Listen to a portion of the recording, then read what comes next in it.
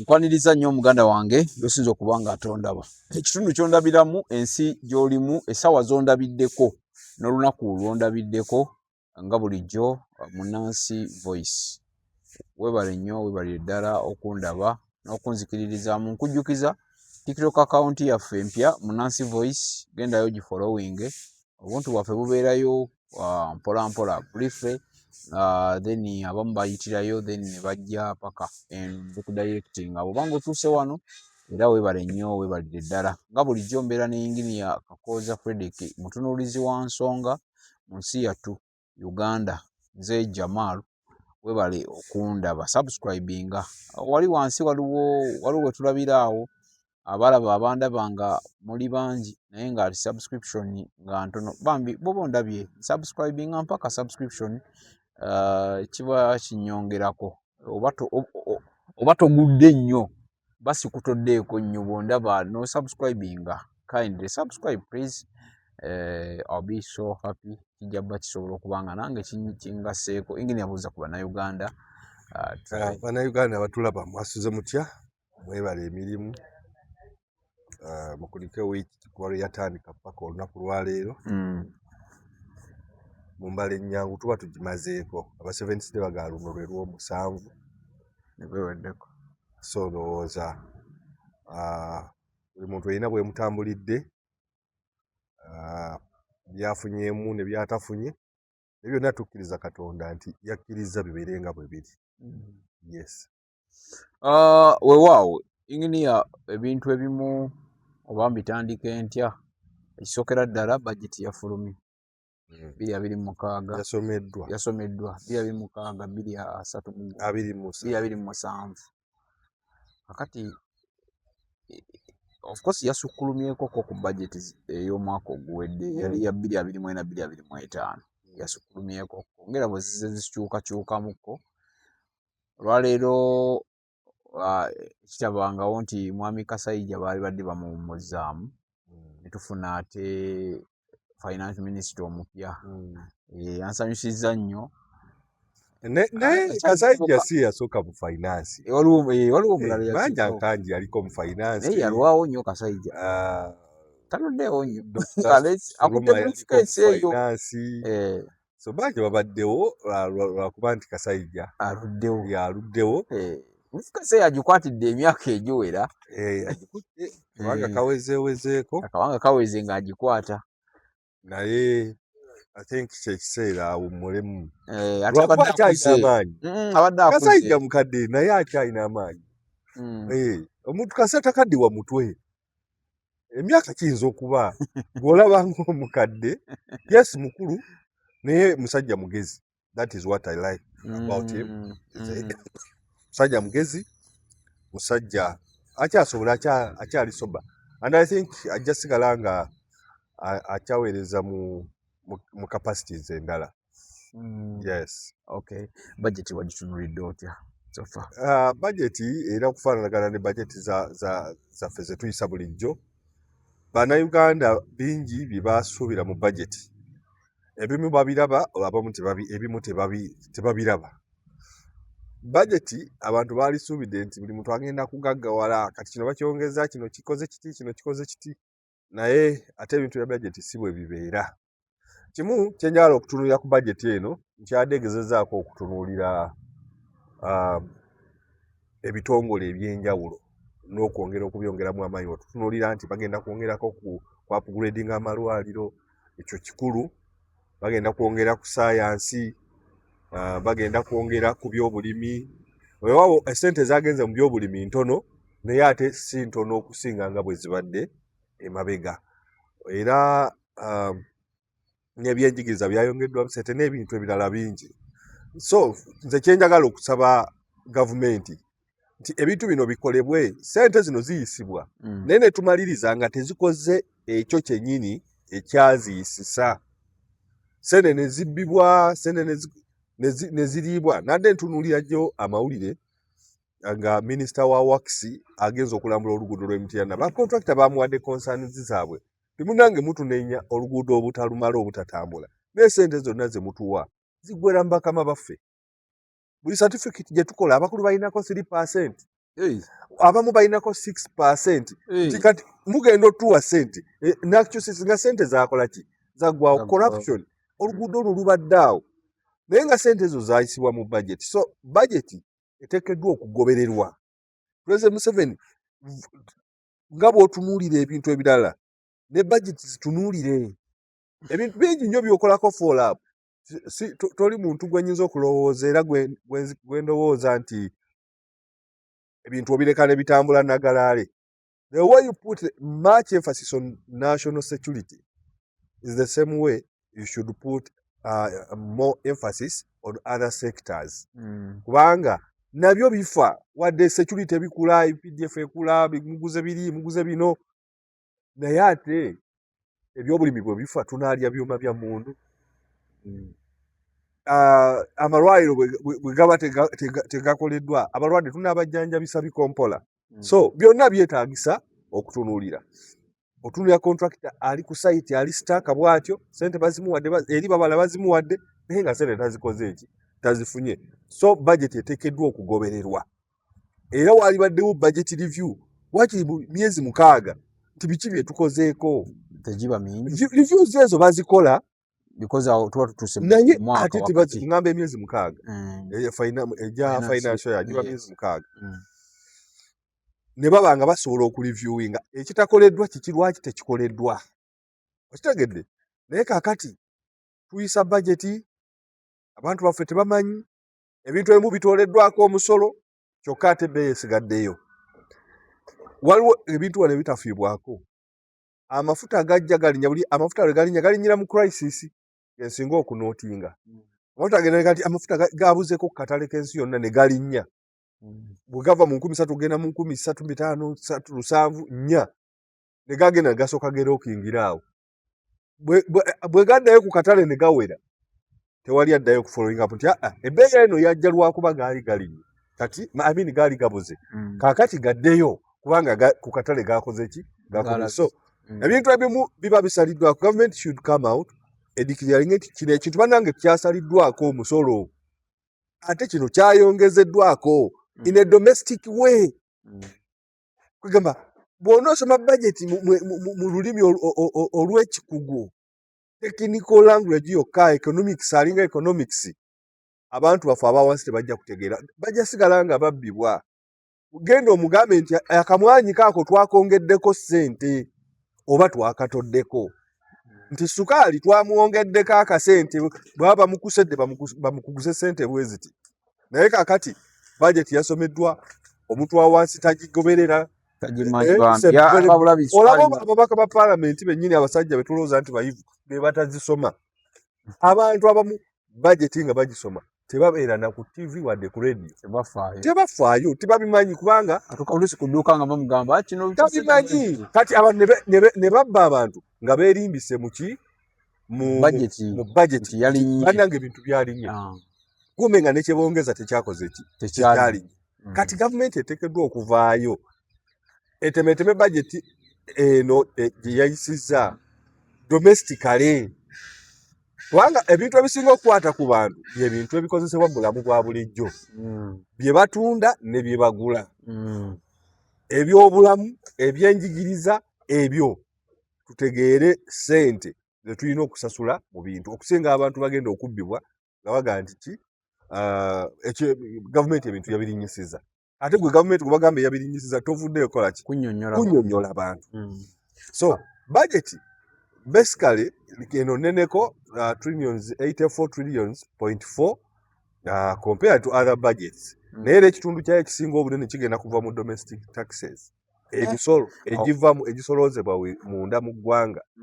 N'olwekyo mulimu okwesiba emmeka buli omusolo lwe gulinnya kitegeeza abagunoonya bagenda kwongerako enoonya yaagwo bagenda kwongerako obukambwe. So nze nsaba nti omusolo guno n'abantu basomesebwe empa yaagwo. Kituufu emisolo mu bantu gibaamu era osobola obutagyongeza giyinza obutabeera minene nnyo naye olw'okuba omusolo gwayisiddwa katugeze nti trillions 41 zirina kuva mu bannansi bayinza okunyigiriza nze Kakooza asuubula ekyayina omu ne balekawo abantu abalala lukunkumuli nga tebagezezzaako okubasomesa mpa ya musolo so that nzebe nga nange mpewukako. Engineer, bw'ogamba percentage eri eya 40 something nga domestic tax. Munnayuganda omuntu wa wansi ono w'Ennakaseke agenda kigenda muyisa kitya omuntu w'e Kabulassoke kubanga bw'oŋŋamba nti kitegeeza nti buli kimu ekiri wano ekikolebwa wano kigenda bba kirinnyamuko ka percentage akatonotono kuba percentage eyo nnene nnyo. Ebinnya biyinza okubeera nga si bingi naye omusolo ekiguleetera okufuuka omungi nti gufuuka omusolo oguweebwa abatono. Omusolo ekiguleetera okumenya abantu abaguwa nti gwe weewaayo n'okola omusolo ne bakubinika omusolo gw'asuubula n'osasula. Naye ate omuntu omulala eyali badde awo omusolo mu kyeyini eyo ate ye n'atasasula. Kati ne weesanga omusolo gumenya bamu URA erina okurealizinga target yayo kati n'enyigiriza beesobola okukola ki okukwatako. Naye nga singa bannayuganda abakola obulimu bonna babadde basomeseddwa empa y'omusolo weesanga nti omuntu omu tabeera loaded ku musolo ogukolekitivu. Okitegedde? So abasuubuzi balugwamu ne bababinika emisolo mingi ate ng'abaali sasudde emisolo abalala abangi tebasasudde kubanga tebasomeseddwa na kutegeera kiki balina kukola. So budget basically tugitunuulira ebyobulimi biteekeddwa okuba nga bikyuka ku buli kaseera. N'abali minisitule y'ebyobulimi bawooza batuwadde obusente butono naye babubeera mu semina simanyi baziyita simanyi day night safaris nababuuza ate ekyo kitegeeza ki bwe bugendogendo buno omuntu bw'atambula mu Uganda oba mu district day night safaris naye ogenda obugattagatta buli wamu nga day night safari sente bweziti nga omuntu omu ayinza okugendako sente ezikunuukiza obukadde 5 naye nga bugendera mu allowance ezo. Kati ate ne babeera mu complaini nga batuwa obusente butono babawa obusente butono naye bugwera mu mmwe. Kitegedde? Okimanyi budget esinga obunene ku budget y'eggwanga kebe ya ggwanga kebe ya district sente ezisinga obungi zigenda ku bakozi ba gavumenti. Yes, zigenda ku bakozi ba gavumenti zonna ezisinga obungi allowance misaala simanyi twala tugende byonna bigenda wa zigwera okwo. Neweesanga sente zigenda okurealizingibwa ogenda mu bintu ebigasa abantu ziringa ebitundu nga 10 ku 100. So police nazo zirinamu ebizibu byazo, zirina ebizibu bingi. Kyosanga for example Gombola erina budget ya million 7 naye ng'ate sub county chief sente zigenda kukola mu office kuliko million 25 ku million 7. Bw'ogenda mu finance olwonjogera ku sub county level finance nga ne finance alinako 22 wezigata ku 25 ezo saana mu 7 kati genda mu production genda kawo kati ng'obusigalawo busente obutono bwebagenda okukolamu emirimu busimaye oba balimu enguudo oba bakola biki. So sente zisinga obungi ne police eteekeddwa okukyuka zisinga genda ku bakozi ba gavumenti era gavumenti sente zeyisa kumpi ebitundu nga 7 si kumpi wabula 7 oba 7.5 zigenda within abakozi ba gavumenti.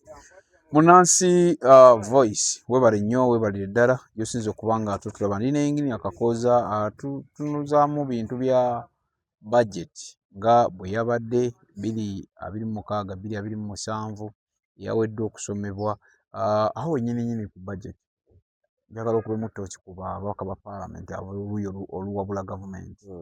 Olwaleero twabalabyeyo nga bali batudde mwana wattu ate omulundi oguwedde state of the national address babigoberera tebaaliyo ate mu kulonda speaker ate baaliyo.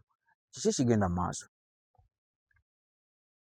Nagamba nti abantu abamu saagala nnyo kumala biseera kuboogerako naye nga bwe nakugamba nti opposition gye tuyina wano mu Uganda mukono gwa gavumenti ogugiyambako okunywerera mu leadership.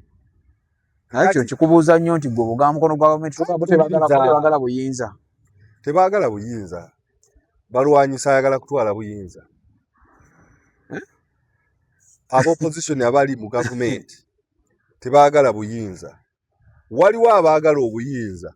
Bano be balwanyisa. Bano balwanyisa bali abaagala obuyinza. Abaagala obuyinza ffe bannayuganda tetubalaba bulungi. Temubalaba, temubamanyi. Mulowooza bano baleekaana bawoza woowoowo.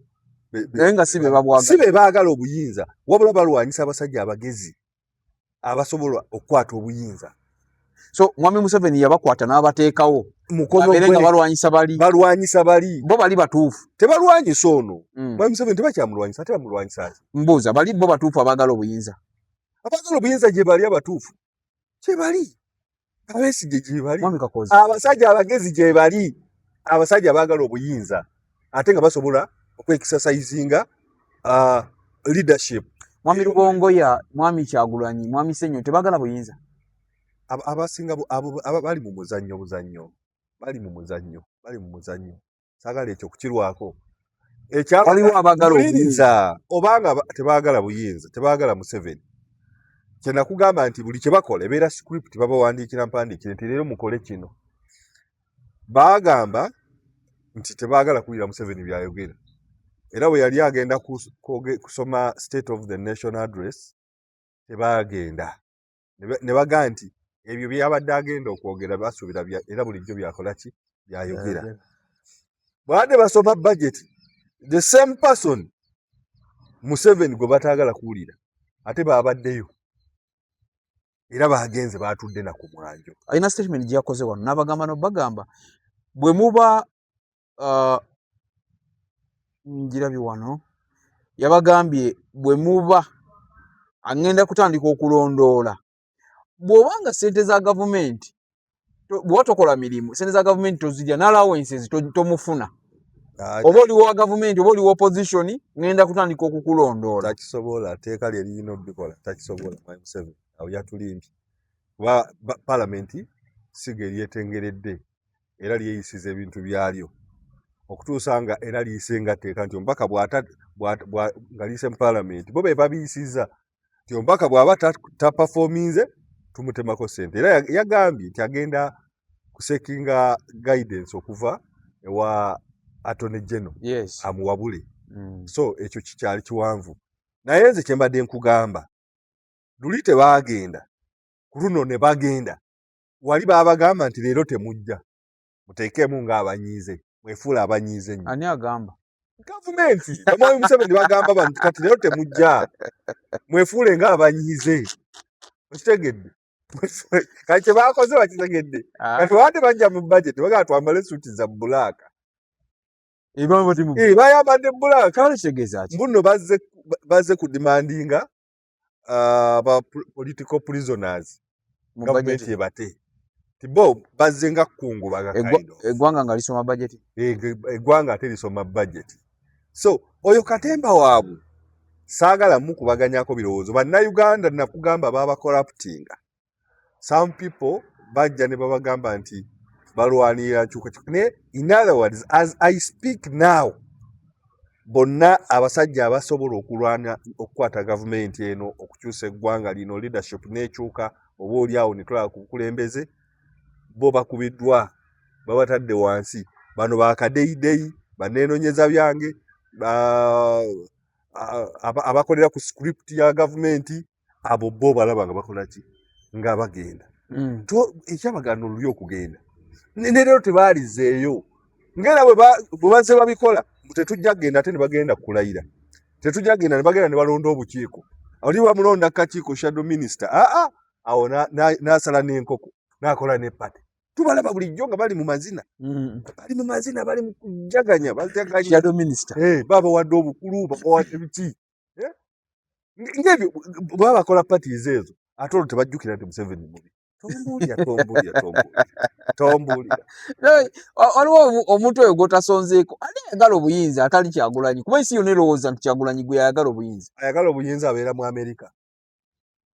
Nedda Mwami Museveni yagenda e Sweden ng'ali kulwana. Look. Yagenda Sweden.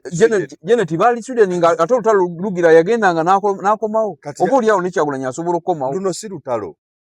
Luyinza okuba lwakyuse ebiseera bikyuka injiniya.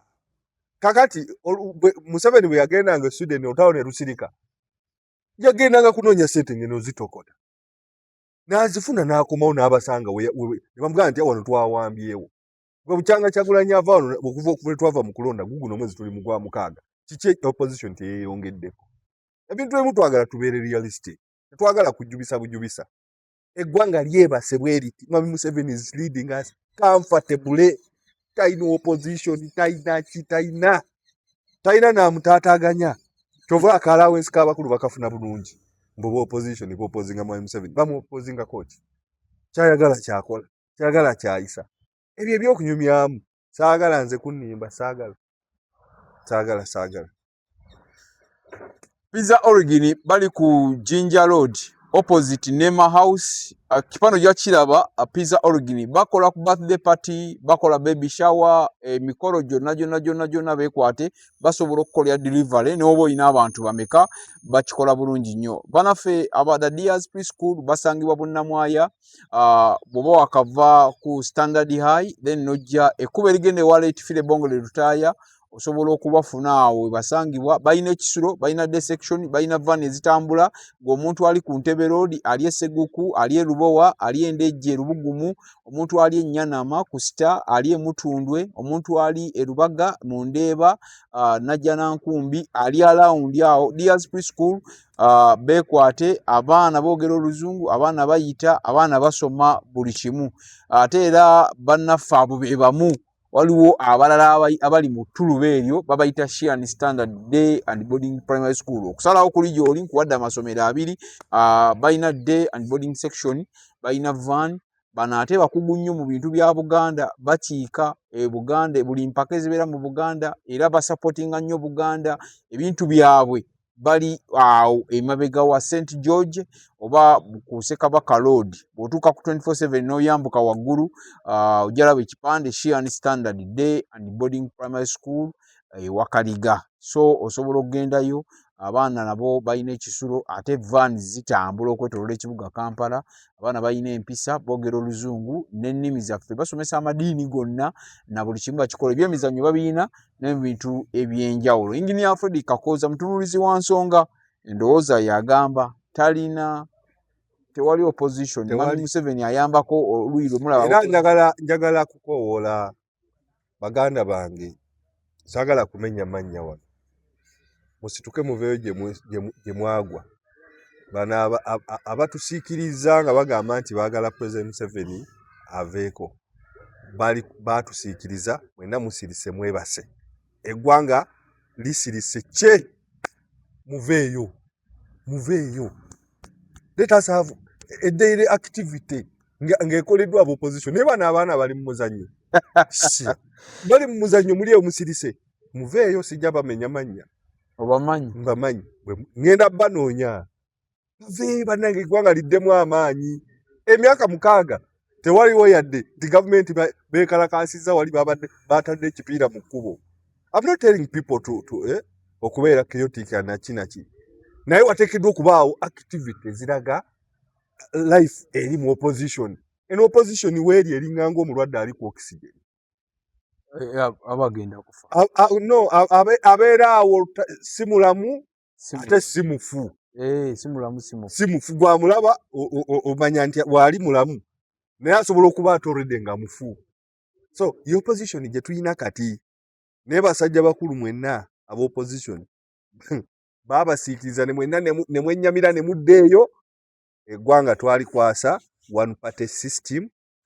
If you don't wake up and start afresh, we don't have any opposition in Uganda. We just have script abakola abawandika script then n'abagizanya. Temujja leero kati leero mwambale bya bbulu kakati leero bwe mujja mwambale nga temu nga ya kibaliga bye bityo bibakola opposition gye tulina.